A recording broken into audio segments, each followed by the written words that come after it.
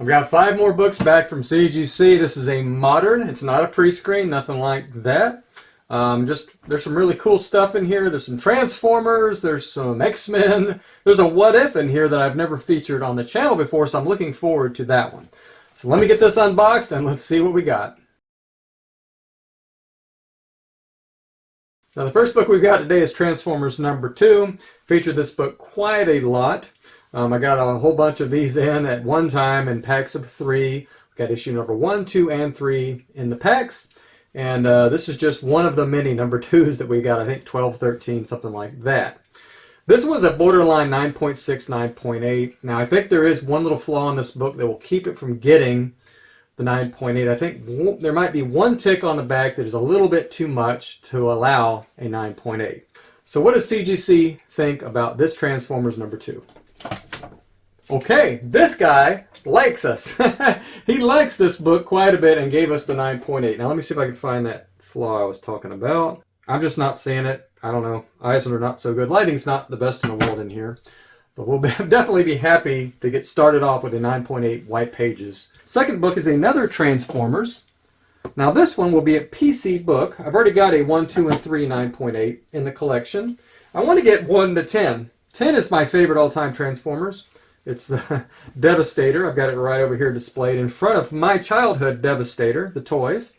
So yeah, I'm going to go ahead and add this one to the PC if it happened to get the 9.8. Now I don't think this is a 9.8. I think this is a solid 9.6. I don't think it's a 9.4. I don't think it's good enough for a 9.8.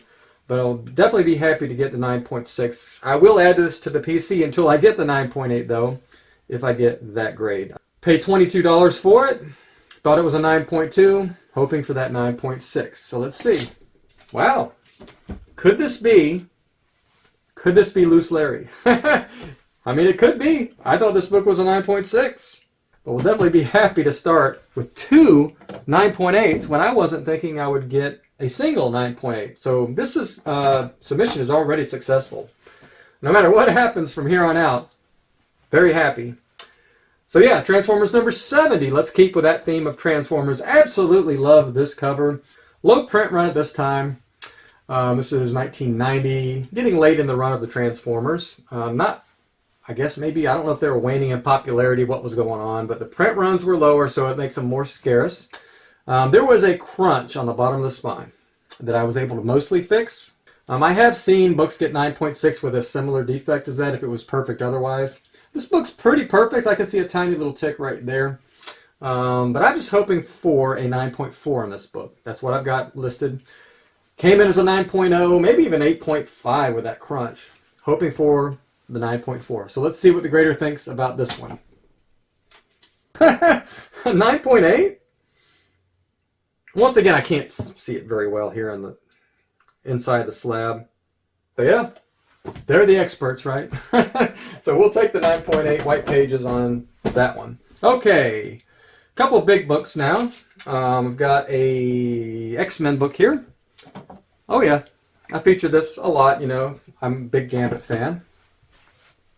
So anytime I see anything Gambit. Now this one is cool because it's the newsstand, a little bit more rare in the high grades. Somebody said this recently.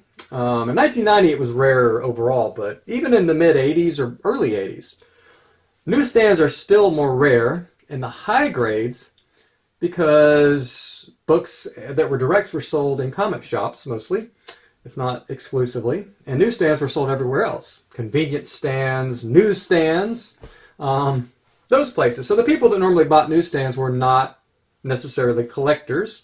People that were going to comic shops were more likely to be collectors. So let me give you an example. If, let's say 500 people buy this book. 500 people buy newsstands, 500 people buy directs. The type of person on average that's buying the direct versus the type of person that's buying newsstands. I mean, think about it. Me walking in a comic shop, right? Versus a kid with his finger in his nose going and up to a newsstand and grabbing one, folding it over, stuffing it in his pocket. I'm taking it home double boarded, you know, whatever, carrying it like this very carefully with shaking hands, while the kid's like, I'll just read that later, gets it out, whatever. Which 500 books are more likely? How many of those 500 of each book, directs versus newsstands, are there going to be in a 9.6, 9.8 30 years later? There's probably going to be maybe 250, 300. I might be over-exaggerating a little bit. From the collector's side, the directs. Whereas there might be 10 newsstands. Now maybe I'm exaggerating. I don't have any exact data or anything like that. But just if you just think about the average type of person buying, it's not the fact that these weren't printed as often, which they weren't in 1990, but I think the breaking point was like 1985 where it started being more directs than newsstands. It doesn't matter. The type of person that bought newsstands was less likely to take care of it. Now, that's my long-winded answer, and I get this a lot like, newsstands aren't more rare. No, they're not necessarily more rare. They're just rarer in 9.4, 9.6, 9.8. That's why they're more valuable in the 9.6, 9.8. They're harder to find in the high grades. And it's all about scarcity and rarity, right? So now that we've cleared that up, let's take a look at what the grader thinks about this X-Men 266. Now, I paid $174 for this book. That's probably a little bit on the high end. Now, that's after shipping, taxes, all that stuff. And it wasn't as nice when I got it in as I thought it would be in person. I thought it was a 7.5 when I got it in. But whatever. It was still an excellent copy, and I thought it had potential. And I think I was able to get it to a 9.2. But this grader's been loose so far. This is not a 9.8, we know that. But I could see it get 9.4. So let's see what the grader thinks. Okay, 9.6 is like getting a 9.8 on this book. But I've been surprised on 9.6s before. I've been surprised at 9.8s, but that is not a 9.6. So yeah, we got loose Larry today. Pretty much confirmed. Now Larry, if you're going to be loose on this one, because I don't know anything about square bounds. This is a square bound book. And I have been ultra surprised. I did a Giant Size X-Men #1 book. And I thought it was maybe 9.0, 9.2, 8.5, 9.0. You'll just have to watch that video to see what happened. I was shocked at the grade I got on that one. I paid $75 for this one. I thought it was an 8.5 when I got it, and I am hoping to get the 9.2. So let's don't hold off any longer. First, Jane Foster as Thor. What If #10. Let's see what this grader thinks. Wow. Okay. That's 2 grades. Actually, pretty much all of these are 1 or 2 grades above what I expected.